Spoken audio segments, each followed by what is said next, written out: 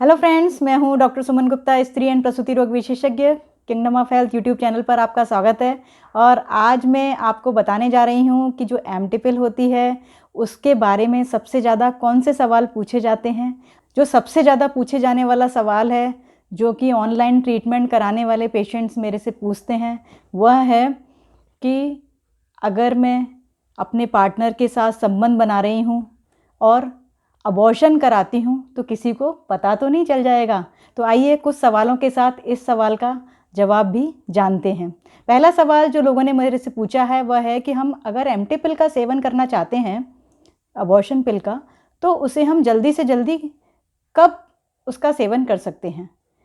तो जब आपकी प्रेगनेंसी यूट्रस में आ जाए, तो यूट्रस में प्रेगनेंसी कब आ जाती है। मुझे बहुत अच्छी तरह से याद है कि जब मैं प्रेग्नेंट हुई थी, तो जब मेरा पीरियड आने वाला था उस साइकिल में, तो उसके 4-5 दिन पहले से ही मुझे नौजिया, वॉमिटिंग, उल्टी जैसा जी, चक्कर आना ऐसा होने लग गया था। तो मुझे लगा कि क्या मेरी तबीयत ख़राब हो रही है, तो मैं अल्ट्रासाउंड कराने गई।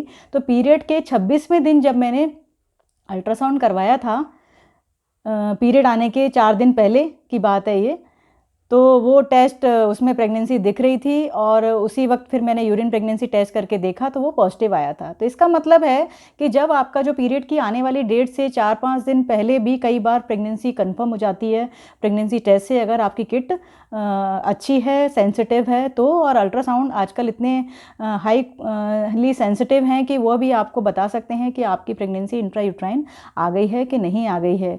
क्योंकि नॉर्मली अगर आपका साइकिल 28 दिन का है और रेगुलर साइकिल हैं और 14th डे पर अगर आपने संपर्क किया है, तो 14 डेज़ पे अगर फर्टिलाइजेशन हो गया है तो आपकी जो प्रेगनेंसी है वो करीब 7-8 दिन बाद फर्टिलाइजेशन के, लाइक 22 डेज़ से 26 डेज़ के बीच में यूट्रस में आ जाएगी और वो कंफर्म भी की जा सकती है 26 डेज से 30 डेज़ के बीच में।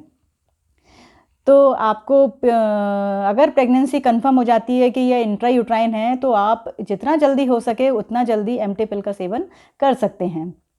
दूसरा सवाल है, क्या मैं एक्टोपिक प्रेगनेंसी में इसको ले लूँ? बिल्कुल भी नहीं। इसीलिए अल्ट्रासाउंड कराने की सलाह दी जाती है, क्योंकि अगर एक्टोपिक प्रेगनेंसी है तो इस दवाई को बिल्कुल भी नहीं लेना है। तीसरा सवाल जो मेरे से पूछा है कि लोग पूछते हैं हम 5 महीने की प्रेगनेंसी में, 7 महीने की प्रेगनेंसी में एमटी पिल का सेवन करके उसको टर्मिनेट कर सकते हैं? बिल्कुल नहीं करना है, ऐसा आपको बिल्कुल भी नहीं करना है। ये जो जितने भी सवालों के जवाब हैं, मैं अपने जो 20 साल की मेरी प्रैक्टिस है गायनी ऑब्स डिपार्टमेंट की, उसके आधार पर मैं आपको जवाब दे रही हूँ।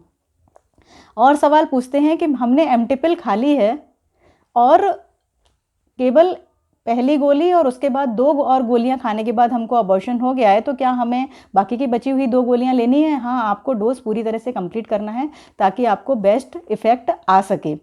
फिर पूछते हैं कि हम प्रेगनेंसी टेस्ट कर रहे हैं, हमने दवाई खा ली है, हमारा अबॉर्शन कंप्लीट हो गया है, ब्लीडिंग भी बंद हो गई है, लेकिन हम 10-12 दिन बाद जब प्रेगनेंसी टेस्ट कर रहे हैं तो वो लाइन पॉजिटिव आ रही है, हल्की पॉजिटिव आ रही है। तो कई बार हल्की गुलाबी लाइन पॉजिटिव आ सकती है अगर आपको प्रेगनेंसी के कोई सिम्टम्स नहीं हैं और आपको ब्लीडिंग भी बंद हो गई है और आप कंफर्म हैं कि आपका जो प्रेगनेंसी का टिश्यू है वो पूरा अबॉर्शन किट खाने के बाद निकल गया है, तो आपको चिंता करने की ज़रूरत नहीं है। आप कुछ 5-7 दिन बाद फिर से टेस्ट रिपीट करके देख लीजिए और उसके बाद वो टेस्ट नेगेटिव आना चाहिए। और अगर आप कन्फर्मेटरी डायग्नोसिस चाहते हैं कि आपका अबॉर्शन कंप्लीट हो गया है कि नहीं हो गया है, तो इसके लिए आपको एक अल्ट्रासोनोलॉजिस्ट के पास जाके अल्ट्रासाउंड करा लेना चाहिए।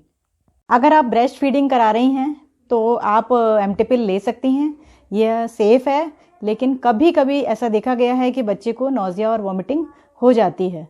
दूसरा, अगर आपकी आईयूसीडी लगी हुई है यूट्रस में और आपने एमटी पिल का सेवन करना है, आप प्रेग्नेंट हो गई हैं कॉन्ट्रासेप्टिव फेलियर की वजह से, तो आप पहले आईयूसीडी या कॉपर डी या फ्रीडम 5 जो भी आपके अंदर लगा हुआ है उसको निकलवा लें, उसके बाद ही एमटी पिल का सेवन करें। अब जो सबसे इम्पॉर्टेंट सवाल है, वो जो सबसे ज़्यादा लोग जब मेरे से ऑनलाइन ट्रीटमेंट ले रहे हैं www.drsumangupta.com के द्वारा अपॉइंटमेंट लेकर, उसमें जो सबसे ज़्यादा पूछे जाने वाला सवाल है कि हम अगर अपने पार्टनर के साथ सेक्स कर रहे हैं तो किसी को पता तो नहीं चल जाएगा बाद में।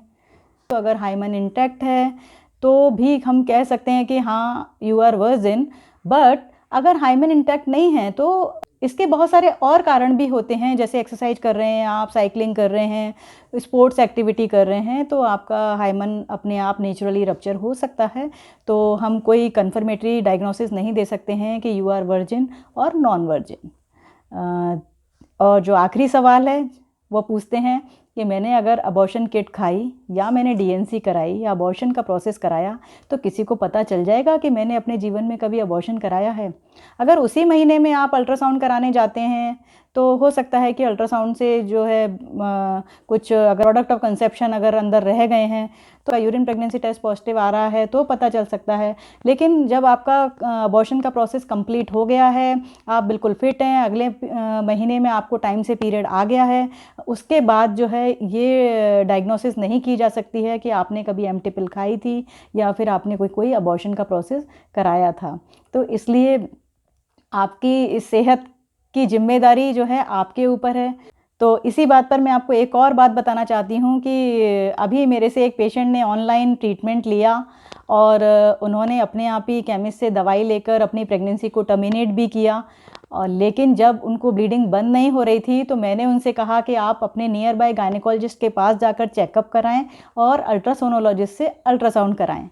लेकिन उन्होंने जो गायनेकोलॉजिस्ट और अल्ट्रासोनोलॉजिस्ट को अपनी ये जो बात है एम्प्टी पिल खाने की ये नहीं बताई और जो यूट्रस में थोड़े बहुत फ्लूइड भरा हुआ था, प्रोडक्ट्स रह गए थे, उसके मिस डायग्नोसिस बनी। तो मेरे दोस्तों, आपको ऐसा नहीं करना है, डॉक्टर के पास जाकर झूठ नहीं बोलना है। आप गायनेकोलॉजिस्ट के पास जाकर साफ साफ अपनी परेशानी बताइए, उनसे संपर्क कीजिए, उनसे सही सलाह लीजिए। जब आप सही जानकारी देंगी तभी आपकी सही डायग्नोसिस बनेगी और सही ट्रीटमेंट चलेगा। अदरवाइज़ आप डॉक्टर को भ्रमित करेंगे और आपका ट्रीटमेंट गलत हो जाएगा। इसलिए थैंक यू दोस्तों फॉर पेशेंस हियरिंग, और आगे भी आप मेरे वीडियोस को देखते रहिए और चैनल को सब्सक्राइब कीजिए और अपने दोस्तों को फॉरवर्ड कीजिए। और अब जो मैं नया वीडियो बनाने वाली हूँ वो बहुत ही आप सभी महिलाओं के लिए बहुत ही काम का वीडियो है, वह है वाइट डिस्चार्ज, जिसमें मैं आपको बहुत सारी जानकारी देने वाली हूँ। इसलिए ये मेरे वीडियोस देखते रहिएगा। Thank you.